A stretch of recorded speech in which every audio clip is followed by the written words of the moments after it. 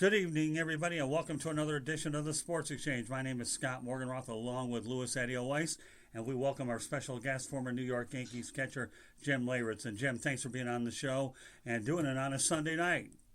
No problem, Scott and Lewis. I appreciate it. I'm actually going to be taking a red eye out tonight, headed to New York. So. How are you? Well, it's all good.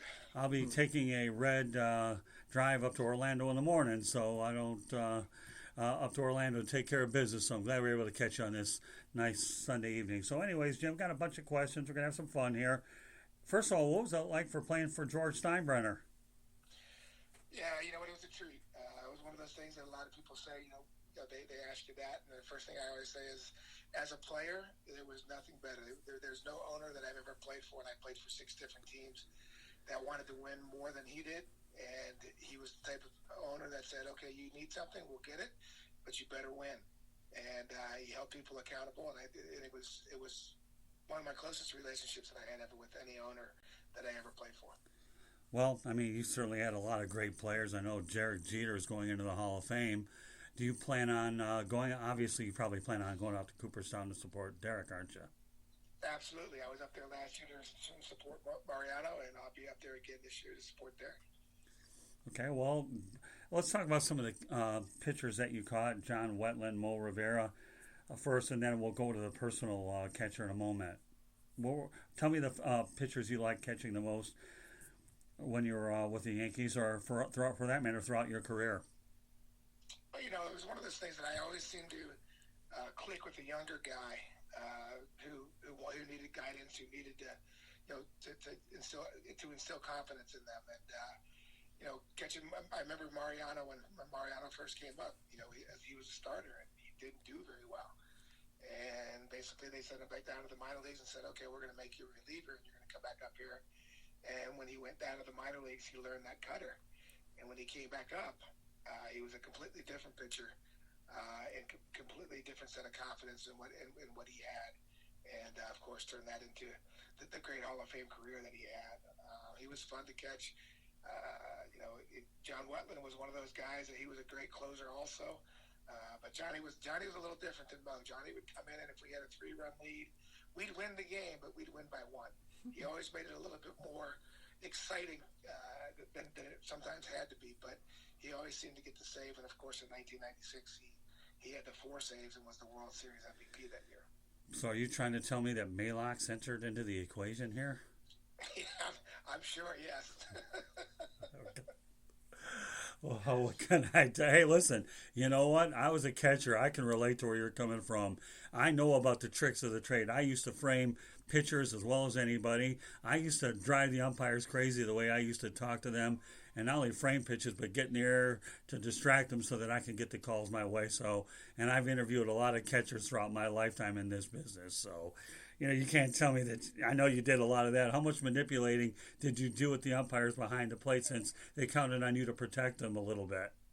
Well, that's why I always tell people when I'm doing my speaking, I just talk about, being a catcher. That's why they make great managers, because not only do we have to understand the 12 personalities that we're facing with our pitching staff that we get every day, but we also have those guys behind us that we have to kind of manipulate also, and learn how to have a relationship. And sometimes it's difficult because, like, I was a hitter first, catcher second, and if I got caught out on a bad call, I had to watch my tongue because I had to get back behind that plate with that guy right behind me that I wanted him to work with me. And so there was a lot of learning when you first get caught up to the big leagues of how to face the players that you're working with, but also the umpires. Well, all right. So Major League Baseball is going to have that rule where you have a 3-batter minimum. What's your take on that? I think it's going to be really difficult. I don't like it personally.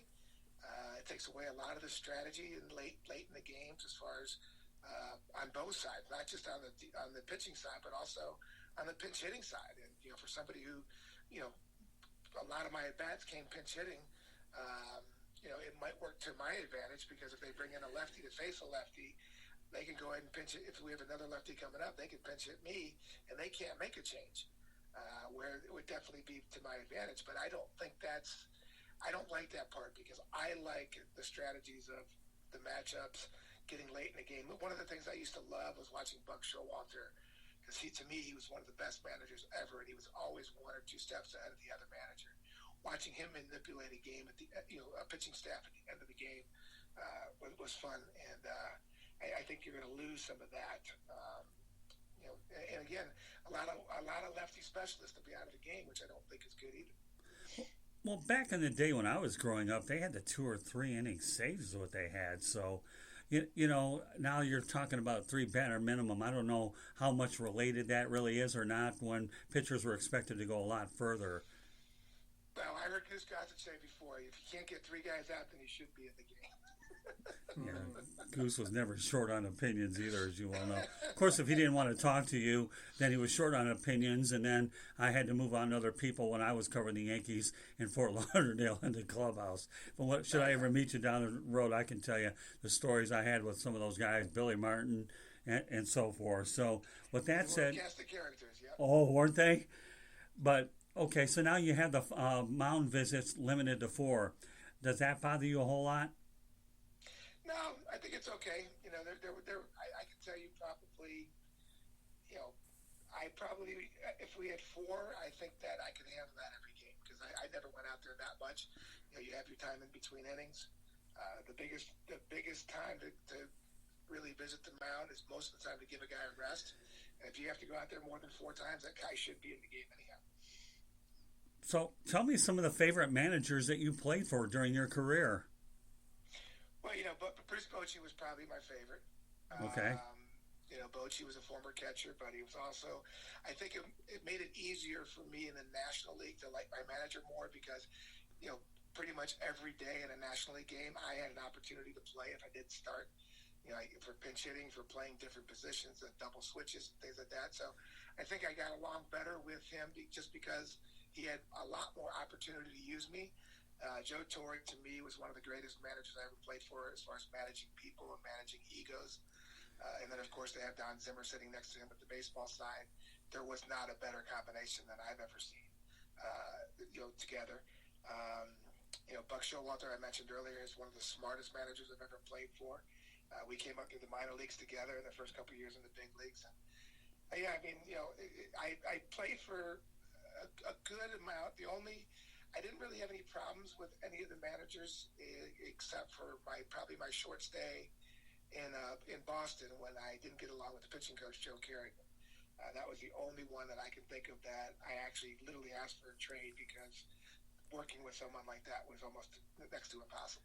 Let's talk about those Yankee championship teams. I know that you have a couple pieces of jewelry known as championship rings, and you had some pretty good players on there. I know we can go through a lot of them. We already spoke about Jeter and Rivera, but I believe you have Bernie Williams and Paul O'Neill on that. So tell me what it was like to play for with those group of guys. Well, yeah, for me it was really nice because, 1996, our first year getting the World Series, I was the senior member on the team. And I had been on those 1990, 91, 92 teams that lost 90-something games. Just coming up and losing like we were, you gained a whole different appreciation when we finally started to turn things around in 93 and 94 was the strike year, but then 95 getting to the playoffs. And then, of course, 96 finally getting to that World Series. It was great to be the senior member and just really, really get to celebrate the opportunity to get into a World Series and know how special it was because of those years before that were so thin that we finally got there, and it was a great experience. All right, Lewis has a few questions. Go ahead, Lewis. Yeah, first question I want to ask you. First off, Jim, thanks again for coming on tonight. It was a pleasure. Second, I'll say as a longtime baseball fan and somebody who was born the day after you guys won that World Series in '96, thanks for the early gift. But first question I want to ask you is about that World Series, and I'll set the stage for you. I'm sure you've relived that night over in your mind a million times because of the significance in baseball history. But 8th inning, you're down 6-3. Mark Waller's the guy who consistently topped out at 99, 100 miles an hour with his fastball. It's on the mound. Obviously, shutdown closer for him that year. Take me through that at bat for you a little bit. I watched it again in advance of this interview, and you were fighting up breaking balls, fastballs up and away. And then, he hangs an 86-mile-an-hour slider. And as Tim McCarver says, it was a slider if he ever threw one. So just, again, bring me through that at bat a little bit. What was going through your head? were you anticipating what Wohlers was going to throw you? And it was a reliever was going through 2 pitches. No, I always say sometimes ignorance is bliss because I didn't really know much about Wohlers. I was not one of those guys that really read a lot of reports and did a bunch of different things. And we were playing the Braves for the first time, and back then we didn't have interleague games, so I wasn't really aware of all these the switches and things that would happen. And when I came in to face Wohlers, all I heard was that he threw really hard, and it was funny because I only had 2 bats left on the road trip because I had cracked a couple in batting practice, and I only had 2 bats left. For the next day, I was going to be starting catching Pettit in Game 5, and when I got called in, I went in to catch the bottom of the 7th after they pinch hit for Girardi. O'Neill pinch hit for Girardi, and I was standing down in the tunnel, and I was standing next to Darryl Strawberry, and I said, Straw, you got that new box of bats there. Can I use one of yours? Because I don't want to break one of mine against this guy. I heard he throws hard.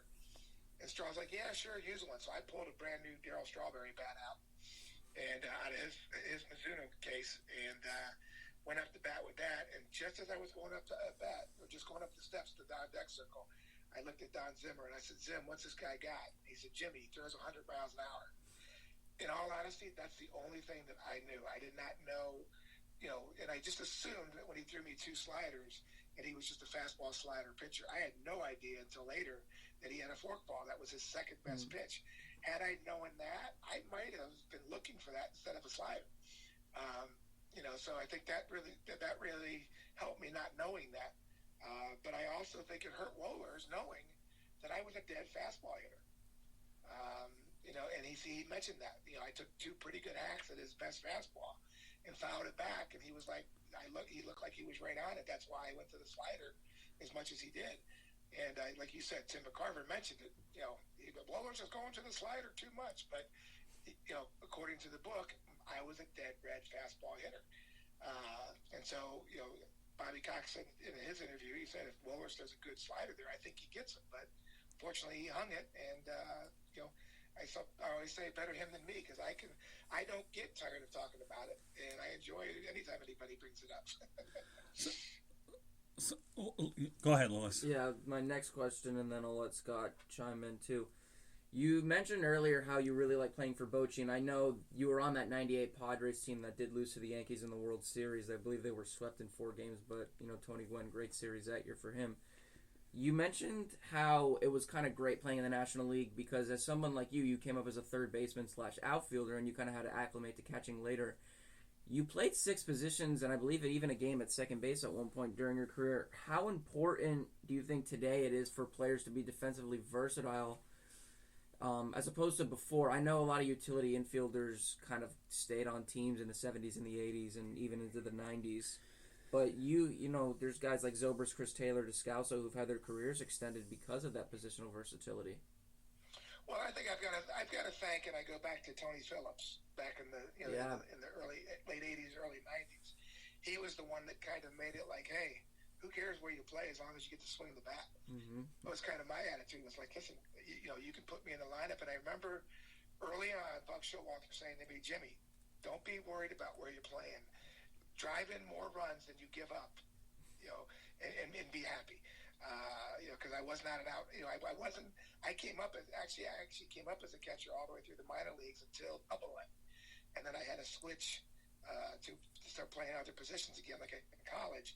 And when John Ramos got drafted and was sent to Double-A because he was the #1 draft pick, and I was an undrafted guy, I had to learn to play different positions. But it was so important for me, I think, because you know what, it made it easier for the team to carry an extra pitcher or one less first baseman, one less third baseman, and somebody else that maybe a 4th or 5th outfielder that might have been more important.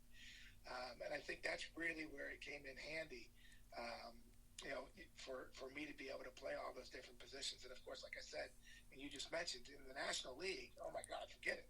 I had to come to the ballpark every night, no matter what, being ready to play, because there was an opportunity at any moment that I could get into a game, and I really enjoyed playing in the National League. Well, I got to tell you, talk about playing all those positions. Remember when Andrew Romine played all 9 in one game with Brad Osmus? That was unbelievable. How refreshed were you when that took place, knowing that you played six, but this guy played 9 in one game? Yeah, yeah, that's Jose Akindo, and I think him and maybe one other guy are the only ones that have ever done that. Yeah, But, that's right. yeah, yeah. All right, so you talked about interleague play. What are your thoughts about interleague play? I love it. I think it was great. Yeah. I think it was a good way to give the other people in the stadiums a chance to see some different baseball. I really wish what they would do though is they would when the American League teams went to the National League games, they could use the DH and just give those people a little different view of a game with a DH. And then when you go to when the National League teams come to the American League Park, let there be no DH and just kind of switch it up a little bit and give the American League crowds a chance to see National League baseball. You know what? Then you can tell whether or not should we have a full-time DH or should we keep it the way it is. So I think that would be interesting to do differently. So I'm asking this question in anticipation of getting a little chuckle out of you. I mean, I grew up, watching baseball, games of yesteryear for years, and you, of course, highlights of the '96 World Series and your home run is something I saw frequently growing up as a little kid. You had one of the most unique batting stances I'd ever seen, where your front leg, you'd see most guys, your traditional guy in the box, both legs bent, kind of like shoulder square to the pitcher, but you had the front leg straight and like sticking out. Tell me a little bit about that and how Mickey Rivers taught you to twirl the bat like a baton in between pitches you didn't swing at. Yeah, I mean, it was a situation where first of all, the stiff front leg came from when I was supposed to be drafted out of high school. I broke my leg 4 days before the draft, and I was supposed to be a top round pick for the Atlanta Braves of all teams. And they told my father that they were going to pass on drafting me, but I had a fracture in my foot. It was only 4 weeks, and that they would come back at the end of the summer to watch me play. So I didn't want to lose strength or lose my eye or anything like that. So I had the doctor put a cast on my foot. It was my left foot. But I continued to take batting practice, but I could not put pressure on my left foot. So I had to keep it stiff and, hit off my back leg. And at that time, I was not a back leg hitter. And it just turned me into a completely different type of hitter. And that's why I always tell people, they're like, can you teach my kid how to hit like you? I said, no. You have to break his leg if you want him to hit like me. But that was a result of a broken leg. And I just stayed, they tried to change it once or twice throughout the minor leagues, and it didn't work, and I went back to it. And then as far as the bat twirl goes, the bat twirl was something that during those days in junior college, I was watching Mickey Rivers, and, I used to see him do his little twirl, and we used to do all kinds of bat tricks in junior college, and one day we all decided to do it during the game. And I did it during the game, and I hit a home run, and I did it the next time, and I hit another home run. I said, that's it. I'm doing this every single time. And I just continued that from junior college and kept it all the way through the minor leagues. So, Jim, tell me, do you feel there's too much emphasis placed on analytics and not on the eyeball test? Because I don't mind analytics to a certain extent, but I still think you have the eyeball test in terms of how you evaluate a player, let alone the overall perception. Analytics, you can only go judge numbers so far, but at some point or another, there's human reality that plays into it, and there's no way to measure what's inside the heart. Yeah, I mean, the bottom line is we're not the stock market. Right. There's human emotions involved here. There's certain things you can run an analytical thing that says you could be successful doing this. At the same time, you don't want to just be successful. I mean, the Oakland A's, that movie Moneyball, most people don't realize they didn't win. Right. Okay, it wasn't that great of a movie. It was, it's a great movie when the team wins something. But the bottom line was, when you get to those situations, when you get to the playoffs, you get to the World Series, emotion becomes, pressure comes. Right. All these things that you can't put an analytical thing on. You have to be able to judge through your eyeballs. And I think there's certain managers that do a really good job of it. But I do think that for a short time over the last 5 years, we got away from that. And I think it's starting to get back. I think they're starting to realize, wait a minute, we do need somebody that knows the game too, because right.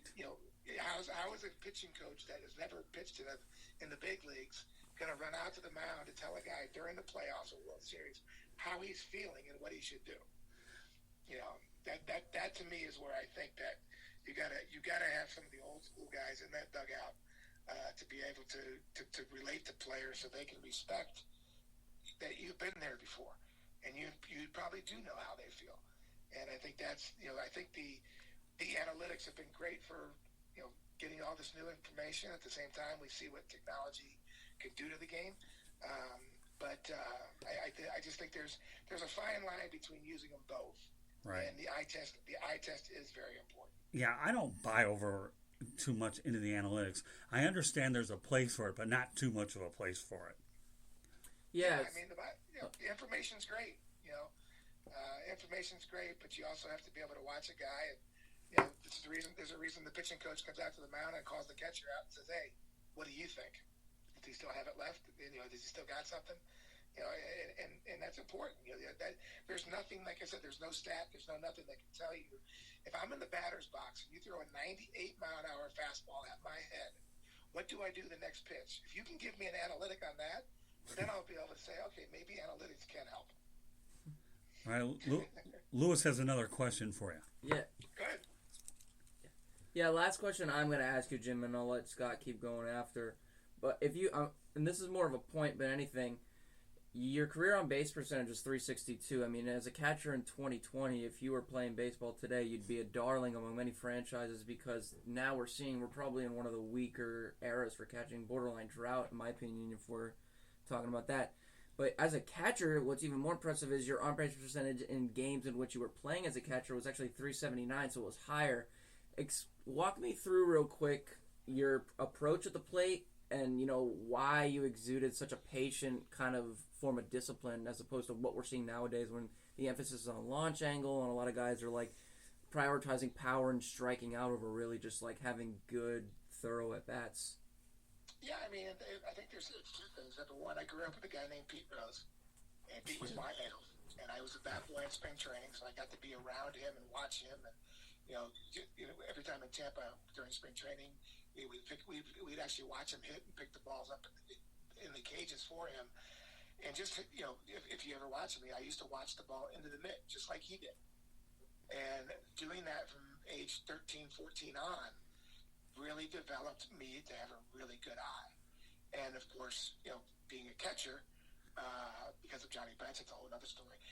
But becoming a catcher because of Johnny Bench, also, my first thinking, even as a catcher, was hitter first, catcher second. Mm-hmm. And I think that's where, when I was behind the plate catching in a game, I was much more focused on. But I shouldn't say that. It's an advantage when you're catching in a game to know the umpire strike zone too. You know, back then we didn't have all these little machines that told these umpires they were good or bad. You learned what the strike zone was going to be that day by being behind the plate and realizing what the umpire was seeing that day, because they didn't have anything that was really, you know, you wanted more consistency, but there wasn't a lot of consistency back then, and you had to just figure out that day what this guy was going to call. And I think that's why, you know, when I was actually catching in the games, that my on-base percentage was better, just because I had a better idea of what the zone was for that umpire. Well, all right, so that leads me to another question. As a catcher, how much did you have to study every umpire in baseball to know what to expect on a given night? Oh, absolutely. I mean, that's an art that I think is completely gone today. Right. You know, is really knowing that, you know, Ken Kaiser had a different zone than, I can't even tell you the names. Drew. Anyway. So every umpire had a different strike zone, and you had to know that. And, you know, there was Eric Gregg when I was behind when Eric Gregg was up behind the plate. I knew that I didn't have to throw the ball down the middle; that I could just stay on the edges, and he would give the edges. And so, I mean, you really had to know that as a catcher, that, you know, what is this umpire zone and how to work your pitching into that zone. So, what are your thoughts about robot umpires? Absolutely not. I think you can do that. I think if you can have Tim Wakefield throw 50 balls at a machine and they can get everyone right, then I might think about it. But I'm sorry, I've seen a knuckleball, and there's no way a machine could ever pick up the break, the distance. I just don't think it could be done. So I would not want that. That's funny. It really is. I never thought about it from that standpoint with a knuckleball. But now that you brought it up, so with that said, being a catcher, I have to ask you. I got a bunch of catcher questions that hit your way from one catcher to another. So, with that said, what about the mound visits limited to 4? Do you think that does anything for the game at all? So they're trying to speed it up a little bit. I don't understand why. I mean, the bottom line is I always tell people, if you go to a baseball game, you're going to be there 3.5 hours. I know if I go to a football game, that I'm going to be there by 15 minutes before kickoff, which is 1 o'clock game, but I'm not going to be done until probably the 4 o'clock game comes on. So you know that you're going to be there, and if you're going to go to a baseball game, you're going to be there 3 to 3.5 hours. Enjoy it, and that's what I tell people all the time. I mean, why are we trying to do all these things to speed up the beauty of what baseball is? And if I'm an owner, I don't want the game to speed up. I make less concessions if the game's quicker. So there's I don't think there's a whole lot of advantages to speeding up the game. But if you want to limit mound visits and things like that, that's one thing. But there's some of these other rules. I just think we're trying to change the game a little too much sometimes. All right. Well, Scott gave me permission to ask you another question, Jim. So this one is about obviously what we've kind of seen going on since the Evan Drellich and Ken Rosenthal report broke in November about the Astros sign stealing scandal. We know the implications of what happened. We know that the players have kind of been ostracized by everybody in the league. First, give me your take on it from a former player's perspective, and then if you could enlighten us a little bit, maybe tell us a little bit about how teams kind of stole signs. I know every organization is different, but were there any tactics that you saw when you played that teams used to steal signs compared to what we saw electronically done by Houston back in 2017? Yeah, so it was like, I guess I wondered what sign stealing was like then versus now, really.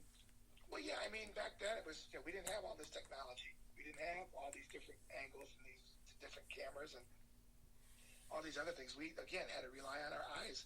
And, I always say this is the catcher. If the Houston Astros are banging on a garbage can, and I'm the catcher on the other team, and the hitter from the Astros is able to hear that, how in the heck am I not picking that up? Right. As a catcher, and I always tell people, Buck Showalter in the minor leagues when I became a catcher said, Jimmy, you need to look at the third base coach. You need to look at the first base coach. If your legs are too wide open, they're going to be stealing the sign. They're going to be laid the sign. If you got a man on second base, he's going to look at your signs. He's going to try to. If you set up early, they're going to step a certain way at second base. If you set up, so as my job, part of my job as a catcher was to be coherent of all these things going around that people were trying to steal signs. And that's why we have multiple signs, and that's why we had those things.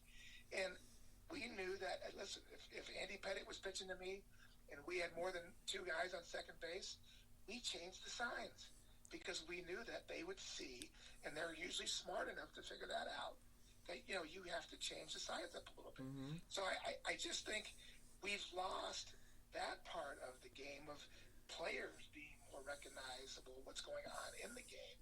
When I see these guys with these cards in their back pocket, or the catcher with the little wristband thing on, looking at things, I'm like, we had to know that stuff when we played. It wasn't something that we could just pull up a piece of paper. It blows my mind that players don't learn the game like we used to do. I think that's an argument you probably get from a lot of old school guys. Is we had to learn all that stuff as a player. That was part of getting to become a good ball player, an all-around ball player. So I think it's important, to the sign stealing stuff. I'm not a current player, so I don't really know everything that's been going on now. And again, it's not affecting my paycheck, so I don't really care too much. Right. That's funny.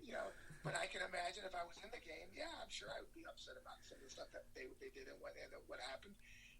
But the bottom line for us back in the day, too, was if we thought someone was stealing signs, let's just say, for instance, it was a guy at second base. It was so obvious that he was tipping pitches to the hitter. We would walk out to the mound, and we'd look at the guy at second base and go, hey, buddy, your hitter is going to be really mad at you because guess what? He's getting hit by the next pitch, and I'm going to let him know it's your fault. And then I'd go back to the hitter and I'd say, hey, dude, your guy at second base is really bad at giving signs. You're going to get hit by this pitch. Take it up with him. And then we'd drill the guy, and then they would be fighting in their dugout, and we'd be okay. That's just the way things were kind of handled back in those days. All right, well, that said, okay, since I'm talking to a catcher, it seems like managers grow on tree from that particular position. What are your thoughts about managers, catchers, and would you ever want to manage? I always thought about it. I'm 56 years old, and well, just a year younger than I am, that's all. Yeah, exactly. All my kids are most of my kids are all grown up. They're all out of the house. It's something that I would look at, possibly. I really think that I would be much better coaching. Okay. Just because I think I have a way with people, and I know how to get along with people. And as being a catcher, I had to know how to get the most out of each guy every day, and each guy was different. There were days that when Andy Pettitte would warm up in the bullpen and Mel Stoudemire would go, what do you got? And I go, he's got nothing, but I'll get him through it. And then I would have to convince Andy that he had good stuff. And, those type of things, I think as a coach, you're still able to do. When you're a manager, you lose that kind of personal relationship with the players, a little bit more than you do as a coach. And I think I would probably enjoy the coaching part. Jim, if I were a play-by-play announcer, after this particular interview, I'd love to have you as my color commentator, man. I really would. I get the feeling there's some synergy here. I really do with you, man. That is something that I'm actually aggressively pursuing because that's what I used to do from 2003 to 2007. So, well, put a good word in for the Motor City Madmouth, would you? I'd definitely love to be able to stand in the booth here, and I guess I can negotiate wearing a tie if I was really forced, and I would even get some makeup as long as you and I sounded good on the air. I'm telling you, seriously, think about me. Don't forget about me after tonight. You never know, Scott. Maybe we get that. That would be something. So, all right, since you went ahead and led into my next question, and boy, you lead in very nicely. We talk about Andy Pettitte's personal catcher. Let's talk about Andy Pettitte for a moment, Jim, and then we're going to have some fun with some of the prominent personal catcher pitchers, and we're going to go and have some fun with it. So, talk about Andy Pettitte first, Jim. Yeah, in 1995, Andy came up, and he was struggling to pitch with Mike Stanley, who was not a great framer of pitches. And Andy was getting frustrated, and he one day went in and asked Buck if he could throw to me, and he threw to me, and he's like, the next day he walked into Buck, he said, can you do it again? And we ended up going 9-3 at the end of the 95 season, his last 12 starts. And then, of course, Buck got fired and let go. They brought in Joe Torre, and the first thing that Andy asked Joe Torre was, can Jimmy continue to be my personal catcher? And Joe went with it. So, it was a situation that I think, Andy and I were complete opposites as far as personality. I was an in-your-face gun. You saw the way I played. I played full tilt. Had a type A personality. Andy was very methodical, very cerebral, completely different. And for some reason, it just clicked. And those 2 years that we were together, I think we were like 25-7 or 25-4 or something like that. It was for some reason it just clicked, and sometimes that's it. I mean, I remember this year the Mets going through a problem with Noel Syndergaard wanted to have a personal catchers, and for some reason they would not adhere to it. But for some people, it becomes very important. And I think again, it's just we're going to talk about it coming up that in history there's been some pretty good personal catchers along with some pretty good pitchers. Yeah, well, now that you brought it up, my color analyst, okay, let's talk about Mark Fidrich and Bruce Kim, the Bird, and Bruce Kim. You alluded to the fact that when you're a personal catcher, at least going to get into the lineup once or twice a week. So since I mentioned them, talk about some of the other combos that have been really good in baseball. Well, yeah, I mean, I think everybody talks about Steve Carlton and Tim McCarver. That's probably one of the most famous ones. That combination. I'm trying to think of a couple other ones. I know John Lester and David Ross, Eddie Perez, John Smoltz and Greg Maddux, Tom Glavine with them too. I mean, well, the other one too that I found very interesting, when Jason Varitek first became the Red Sox catcher, he could not catch Tim Wakefield. Yeah. And I remember they went out and signed John Marzano strictly to catch Tim Wakefield. Right. And I mean, it's interesting sometimes too that we don't have that many knuckleballers in the game, if any. But back then there was quite a few of them, and it took a special person to be able to catch a knuckleball guy. So how did you handle it? Did you have to catch many knuckleball guys? Yeah, actually, yep. I'm so old that I actually had to catch Joe Negro. He was a good not one. Phil, Joe. And then Dennis Springer, who pitched for the Angels when I was with them in '97, I caught him. And then of course Tom Candiotti was with us for a short time. So I had some knuckleballers, and for some reason I was able to catch them pretty good. Hit them a little bit better than I caught them, but I was able to catch them too. Jim, I know you played 4 seasons with Wade Boggs. I mean, the Chicken Man himself. Tell me a little bit about him, how he was as a teammate, and give us a little insight. How superstitious was he? Did he really used to take ground balls at the same time and, eat the same thing before every game? I mean, how true is any of that? Yeah, it became almost comical sometimes how much he was superstitious, and it was always funny because we played whenever we played a 7 o'clock game, we took the field at 7:07, and usually started the game at 7:15. He would be on the top step at 7:06, and if he didn't run out at 7:07, he would freak out. If it was a 7:30 game, 7:17, he'd get that top step ready to run out. He was just that superstitious. Chicken, like you said, the chicken. But one of the things that I always tell people about Wade, I was so excited about was that, number one, such a great hitter, but to be able to watch him take batting practice every day and handle the bat the way he did. But also coming to our team as the way they had portrayed him in the media in Boston, that he was a selfish, self-centered guy, that he was just all about himself. I saw no signs from day one when he came into our locker room that person was the same person. Wade came right into our clubhouse. He fit right in. He didn't want any special treatment. He became our kangaroo court judge, which is a funny thing that we do in the clubhouse to bring the team closer together. I saw none of that, and just to be able to play with him for those 4 years and watch him day in and day out. I always tell people I was one of the luckiest players, and not too many people can say it, but I got to play with Don Mattingly, Wade Boggs, and Tony Gwynn, 3 of the probably 5 greatest hitters of that era. Wow, that's impressive. And I used to be in their hitting group, so I used to watch that on a daily basis, and it was pretty special. So tell me, why was Andy Pettitte that good in the postseason? We all knew what kind of postseason success that he had. Yeah. It was just the concentration. It was just his concentration. He didn't let things get too high or too low, and I think that really, spoke to even during '95 when him and I were working together at the end of the season. For some reason, if we had a 2 or 3 game losing streak and he was on the mound, he always found a way to put us right back on a win. And I think he really, really took that moniker of, hey, Andy's our stopper.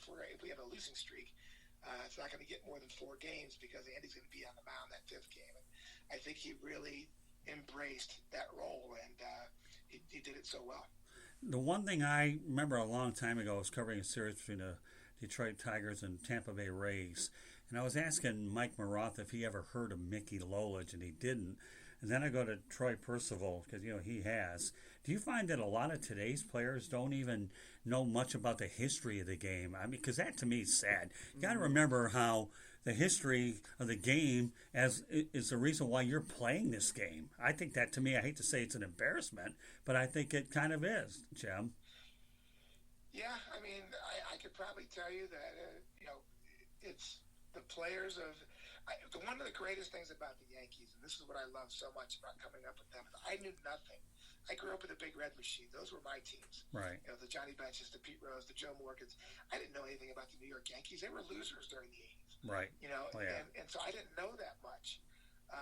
And one of the things that George Steinbrenner did so well is that his minor league coaches in the A-balls, the rookie balls, he had people like Clete Boyer, Hoyt Wilhelm, Monk Meyer. He had guys that were former,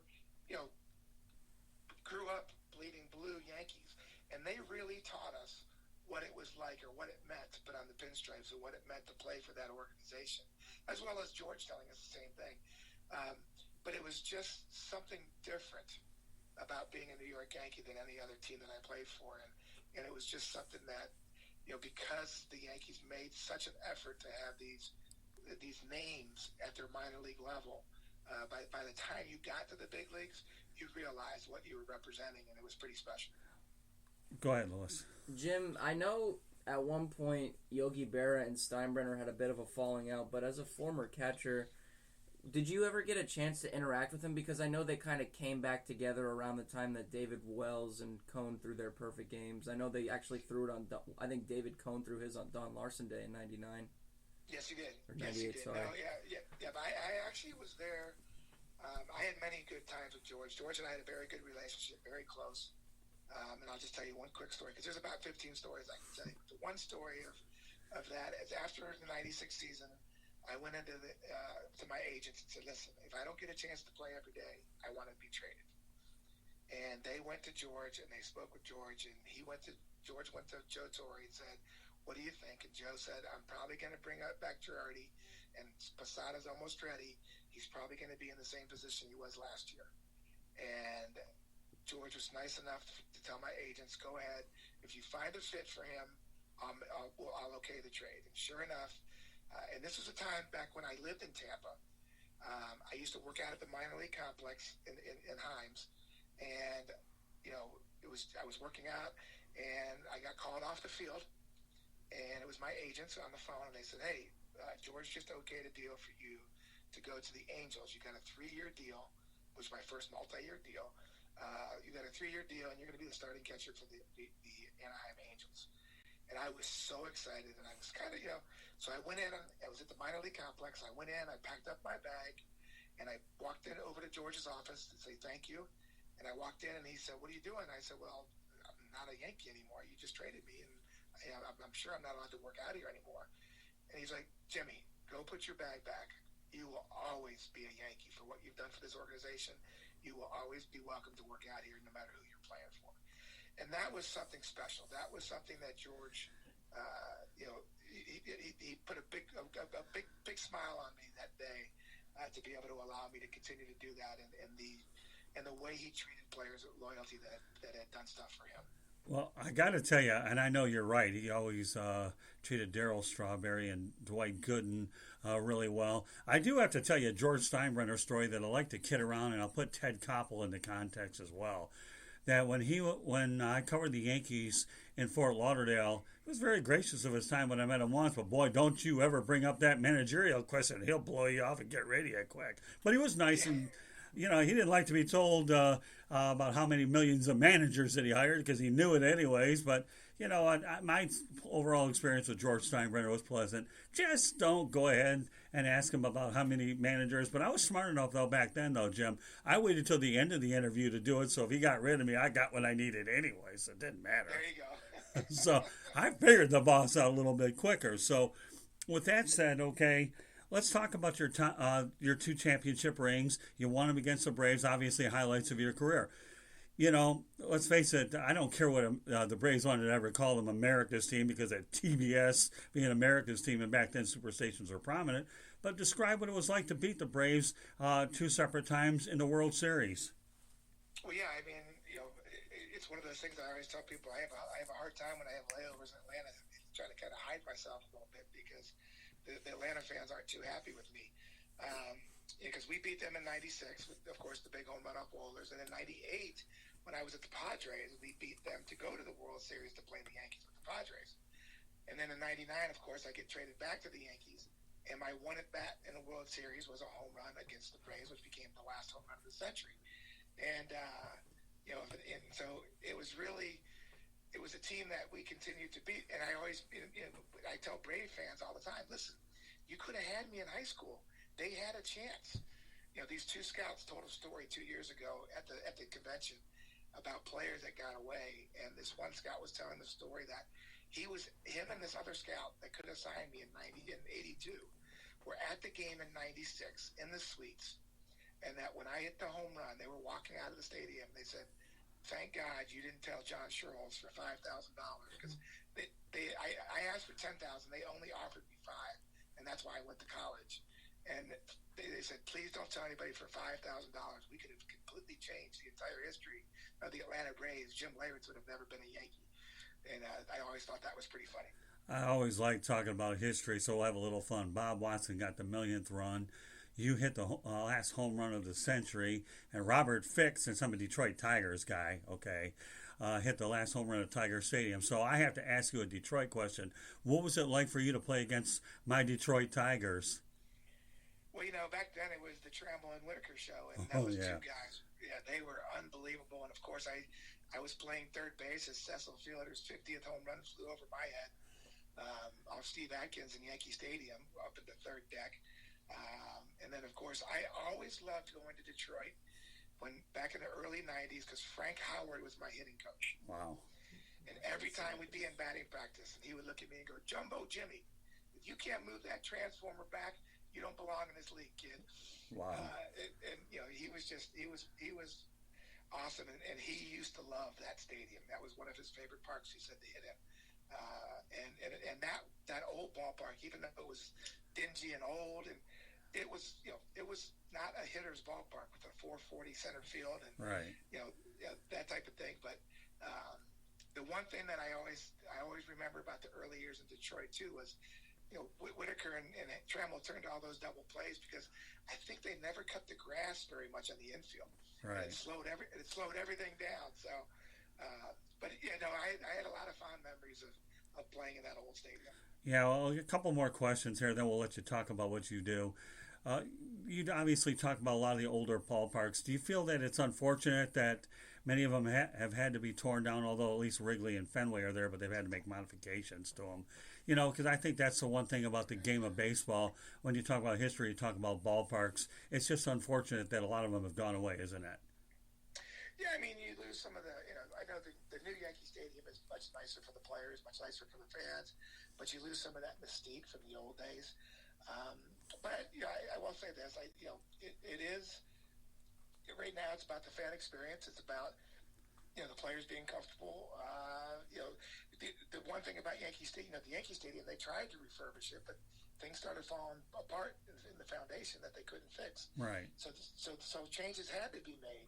I think it's great because I do like the stadiums that have the roofs because that way every day that you're going to play, and that you can have a roof that it opens up that at least you can feel like you're outside on the good nights. But I kind of have mixed emotions. I do miss the traditionals. It's great to go play at Wrigley and Fenway Park. For a kid that grew up in Cincinnati and the Big Red Machine winning there in '76, but the Carlton Fisk home run and all those things that you remember as a kid. I was more thrilled to play in Fenway for my first game than I was anywhere else, just because of my memories as a kid thinking about those series. But I think it's much better. I think the new stadiums are better. I think it gives the players more opportunities to go to the ballpark earlier, to get their work in, to be able to get the rest that they need before a game. You got players nowadays that do go to the ballpark at 1:30, 2 o'clock in the afternoon because they got to cook there. They got to play. They got someone that'll cook whatever meal you want. They've got the weight rooms now that each team has their own one. It's just a different atmosphere now than it used to be. Do you feel that Lou Whitaker belongs in the Hall of Fame? I do. Yeah, listen, there was no better combination than those two guys, and he on his own merit, I still think he belongs in. Do you know enough about history if I were to ask you whether Mickey Lolich belongs in there? Yeah, that's a big question mark. Just because I don't know. I mean, I know that he won the 35 games or whatever because a guy named John Warden used to do charity work with me. Right. And John Warden used to say, "Yeah, me and Mickey Lolich in 1968 won 37 games together." Yeah, together. But Lolich won 3 in the World Series, and of course, he had Denny McLain winning 31 that season. But I was always curious because that's. Denny McLain, I'm sorry. Oh no, that's okay, no big deal. But Lolich won the 3 that mattered in the World Series, so don't worry about it. I've got you. Don't worry. So one other thing, and then we'll let you talk about yourself, okay? And that's this. And I happen to have Lolich and Freehand, their picture in the studio, just so you know, after the celebratory moment. So, what are your thoughts about some of the new spring training facilities? You talk because now they're being utilized for year round, whether it's they have actually athletic trainers, and what they've done these for spring training facilities are phenomenal, aren't they? Yeah, yeah. I mean, they've really done a nice job. I mean, Arizona, there's no better spring training place because every ballpark's within 40 minutes of each other. And nowadays, there's you got two teams sharing the same complex, just because they've made them so nice and so big. But I think, yeah, I mean, it's it's great if you're a minor leaguer and you play in like the low A balls because you get to play in all the the spring training facilities, Right. that are top notch. It's almost a disappointment when you go up to Double A and Triple A. Actually, going to Arizona next week. Now that you mentioned it, so tell me some of the biggest highlights of your career before we let you talk about Jim Leyritz. Well, of course, the 96 home run, and what that was able to do. I always tell people if I don't hit that home run in 96 and they lose like they did in 97, Joe Torre's probably fired, Mariano Rivera's probably traded, and that history changes immensely. But be able to be a part of that, winning that World Series, and basically, like I said, being able to start that dynasty, and then of course going to San Diego, playing for the Padres, having the year that we did in '98, and then get the approval for the stadium, which is now Petco Park. Right. To be a part of that was awesome. And then, of course, to go back to the Yankees in '99 and win another World Series, in '99 and have that last home run, hit that home run, that was pretty special. So I was as somebody that didn't play every day, I was very, very lucky to have it. Okay, like I told you before, Jim, the floor is yours. What are you doing? What do you want to promote? It's all yours, and I won't lose my voice letting you take it away from me till we get in the booth together again. Yes, I'll be going to New York during the season this year. The Yankees are going to have me still doing the suite appearances and the corporate outings. And my charity that I work for out of New York is called Pink Tie. And we're in Long Island, and we raise money for all different charities and foundations that need financial assistance. So it's great to be a part of that, and be able to help all different types of organizations. And I do real estate part-time in New York also for Keller Williams. And then when I come back home here to California where I live, I'm hoping to be doing some stuff down with the Padres and doing some podcasts and some things down there. So I've got a pretty busy schedule. I'd like to be active, but I do feel like I kind of have the best of both worlds because I live in California and I have an opportunity to work and have a charity in New York, and then also do stuff for the Yankees in New York. So pretty blessed life that I have. Well, I'll tell you, like I said, if you ever need a play-by-play guy, you and I would be phenomenal on the air. We've already had a pretty good sample size. It's been such a blast having you. And just so you know, Jim, you always have an open invitation to come on this show anytime you want as well. So we would love to have you if you ever have the time to return, because we've really enjoyed spending a nice Sunday evening talking baseball with you, Jim. You're a world championship person, and I'm glad you have a couple world championships in your pocket, and that the jewelry box has 2 good quality pieces of jewelry. 3, actually. 3. Yeah. He has 3 rings. National championship ring, yeah. Oh, that's right. Because when in 2000, I believe, when he went to the Dodgers, the rule, you play on a team the year they win the World Series, you get a ring as well. Look at Yes, that. I saw it. Yep, I had the 2002. That's true. See, look at that. Now, Jim, before you go, let us know where we can find that charity, maybe a site online that any of our listeners would like to donate to. Yeah, it's called pinktie.org. Pinktie.org is the thing. And then, of course, if you want to get any other information, I do a lot of speaking engagements and things like that. You can go to my website, which is jimleyritz.com. So you can go on either one of those and get the information. Well, Jim, all I can tell you, it's been an absolute pleasure having you on. Let's stay in touch, okay? And all right. And meanwhile, thanks again for being on the program. And like I said, there's an open invitation whenever you want to come back on. All right? Appreciate it, guys. Thanks so much. All right, you're Jim. welcome. Thanks. Have a good safe night, flight. Jim. Thank you. Well, all I can tell you, Lewis, it's been a lot of fun with Jim Leyritz here on the Sports Exchange. Meanwhile, again, he's a world championship person, and he had one fine career. So on behalf of Lewis Eddie Oasis, my name is Scott Morganroth, the Motor City Madmouth. Thanking you for joining us tonight here on the Sports Exchange. If you want to get a hold of us, you can reach us at www.sportsexchange.com. www.southfloridatribune.com.